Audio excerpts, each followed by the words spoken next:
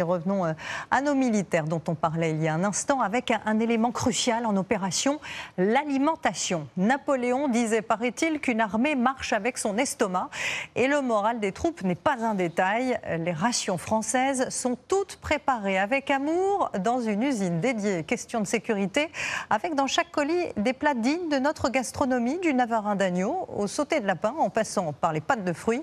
Reportage Élise Regaud et Manon Bodicom. C'est l'heure du repas.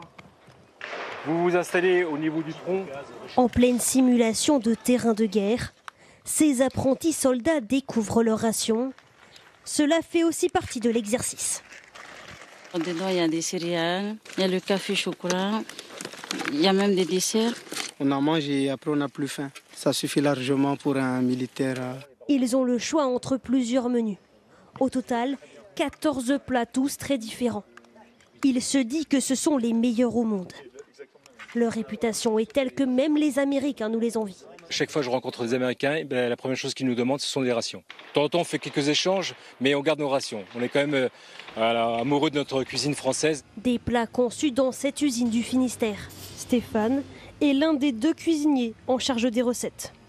Cuisinier de base, et on devient un peu chimiste. La priorité pour lui, soigner la qualité des bons plats pour motiver les troupes. Le militaire doit prendre du plaisir quand il mange nos barquettes. Ça ne doit pas être contraint et forcé. En plus de ça, très souvent, ils sont amenés à manger les barquettes froides. Et ça, c'est aussi quelque chose qui est vachement important dans notre travail à nous, c'est d'être capable de leur faire comprendre qu'ils peuvent le manger froid comme ils peuvent le manger chaud. Les recettes sont repensées tous les 3 ans pour ces rations calibrées au gramme près.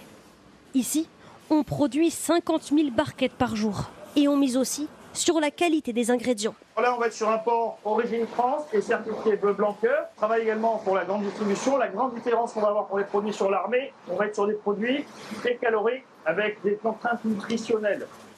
Au total, elles doivent contenir 3600 calories.